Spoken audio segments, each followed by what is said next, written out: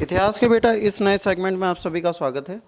देखिए, अभी तक हमने जो पढ़ा वो हम पूरा पढ़ चुके हैं। अब हम महाजनपद पे जा रहे हैं और महाजनपद की बात करेंगे। इतिहास में हमने जैन पढ़ लिया, बौद्ध पढ़ लिया, उससे पहले हमने आईवीसी पढ़ ली, वैदिक कल्चर, लेटर वैदिक कल्चर पढ़ लिया। ठीक, अब हमें क्या करना है, जब वैदिक का उत्तर वैदिक काल आया, उत्तर वैदिक काल में क्या हुआ, स्थायी निवास हो गया, बड़ी बड़ी बस्तियां बन गई, जिससे महानगरों का उदय हुआ।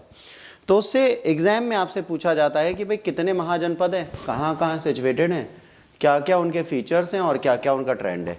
तो देखिए, 6वीं शताब्दी में उत्तर प्रदेश और पश्चिम बिहार में लोहे की अधिकाधिक इस्तेमाल होने लगा, क्योंकि यहाँ पर लोहा मिला, इससे आर्थिक विकास हुआ और नगरों का निर्माण हुआ।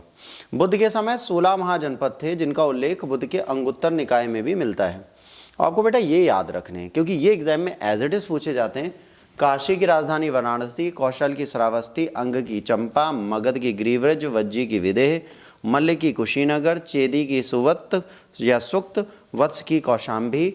तो देखिए, ये 16 महाजनपद जो हैं ये आपको याद रखने पड़ेंगे, वरना दिक्कत होगी। कुरु की इंद्रप्रस्थ, ठीक है, पंचाल की उत्तरी पंचाल, मत्स्य की विराट, सूरसेन की मथुरा, अस्मक की पोटान, अवंती की उत्तरी अवंती, गंधार की तक्षशिला।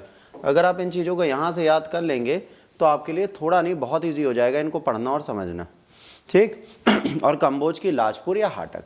16 महाजनपदों में मगध सबसे बड़ी शक्ति बना। जैन ग्रंथों भगवती सूत्र में 16 महाजनपदों की सूची मिलती है। 16 महाजनपद। असमखी एक ऐसा जनपद था जो दक्षिण भारत की गोदावरी के किनारे था।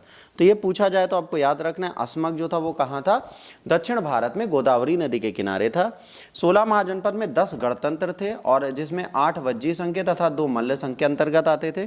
वज्जी संघ के अंतर्गत आने वाले कुछ गणराज्य थे, उन गणराज्यों के बारे में भी आपको पता होना चाहिए। ठीक, तो ये गणराज्य थे जैसे कपिलवस्तु के शाक्य, जहाँ से गौतम बुद्ध आए।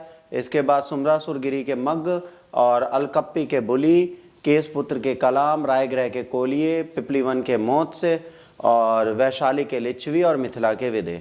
मल्ल संघ के अंतर्गत पावा के मल्ल, कुशीनारा के मल्ल। बुद्ध काल में सबसे बड़ा और शक्तिशाली वैशाली का लक्षवीय गणराज्य था। बुद्धकालीन 4 शक्तिशाली राजतंत्र कौन से थे, कौशल, मगध, वत्स और अवंती। ये 16 महाजनपद का बेसिक परिचय है जो आपको पता होना चाहिए। अब मगध का उत्कर्ष कैसे हुआ, क्या हुआ, उसकी बात करते हैं। मगध में हर्यक वंश सबसे पहले वंश आया, जिसके संस्थापक बिंबिसार थे। इन्होंने हर्यक वंश की स्थापना की, अपनी राजधानी राजगृह को बनाया। वैवाहिक संबंध द्वारा राजनीतिक स्थिति मजबूत की। 3 विवाह किए। पहला, कौशल की राजकुमारी जो थी, पहली पत्नी जो थी कौशल की राजकुमारी थी, और प्रसेनजीत की बहन कौशल देवी थी। इससे काशीग्राम दहेज में मिला, जिससे 1 लाख की आय होती थी। दूसरी लिच्छवी राजकुमारी चेलना थी, और तीसरी मध्य प्रदेश की राजधानी थी, जिसको पंजाब बोला जाता है। अब बिंबिसार ने अंग को जीतकर मगध साम्राज्य में मिलाया और अपने पुत्र अजातशत्रु को वहां का शासक नियुक्त किया। मगध राज्य की आरंभिक राजधानी ग्रीव्रज या राजगृह मिलती है। अवंती के शासक चंड प्रद्योग से बराबर संघर्ष चलता रहा, लेकिन अंत में इनकी दोस्ती हो गई। जब इनकी दोस्ती हो गई तो इन्होंने क्या किया, इन्होंने प्रसिद्ध वैद्य जीवक को इनके इलाज के लिए वहां पर भेज दिया। इसके बाद बेटा आते हैं कौन, अजातशत्रु। अजातशत्रु जो है वो 492 से लेकर 460 ईसा पूर्व तक बैठे। इन्होंने अपने पिता की हत्या की थी, इसलिए इन्हें क्या बोला गया, पितृहंता। ये याद रखना, इनको क्या बोला गया, इनको बोला गया पितृहंता। तो ये क्या है, पिता की हत्या करने वाले व्यक्ति। ये प्राचीन भारत का पहला शासक है जिसने अपने पिता की हत्या की थी, और इसका नाम कुड़िक भी मिलता है। अपनी साम्राज्यवादी नीतियों के अंतर्गत इसने काशी और वज्जी संघ को लंबे संघर्ष के बाद अपने साम्राज्य में मिला लिया। वैशाली पर अधिकार करने के लिए अजातशत्रु को 16 साल लगे। इस युद्ध में रथ मूसल और महाशिलाकंटक जैसे हथियारों का प्रयोग किया गया। ये रथ मूसल और शिलाकंटक आपको बाहुबली मूवी में देखने को मिल जाएंगे। एक ऐसा कैटापुलर होता था जिससे पत्थर फेंके गए हैं, और एक रथ होता था जिसके आगे एक चक्र लगा हुआ है, आपने देखा होगा इस पिक्चर में। तो ये दोनों जो है इसी समय पे बने थे। लक्षुओं में आक्रमण की सुरक्षा के लिए इन्होंने क्या किया, अपनी राजधानी को बदल दिया, और अपनी राजधानी को कहाँ ले गए, राजगृह में शुद्धनर दुर्ग निर्माण किए। 8वें वर्ष में बुद्ध को निर्माण प्राप्त हुआ, और उनके अवशेषों पर उन्होंने राजगृह में क्या बनाया, एक स्तूप का निर्माण कराया।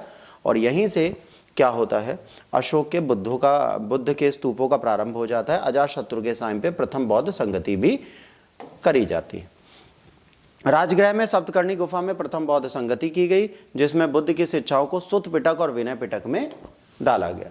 अजातशत्रु की हत्या उसके पितृ उदयन द्वारा कर दी गई। जब इन्होंने अपने पापा को मारा था तो इनके बेटे ने इनको मार दिया। भाई टिट फॉर टैट चल रहा है, कोई दिक्कत ही नहीं।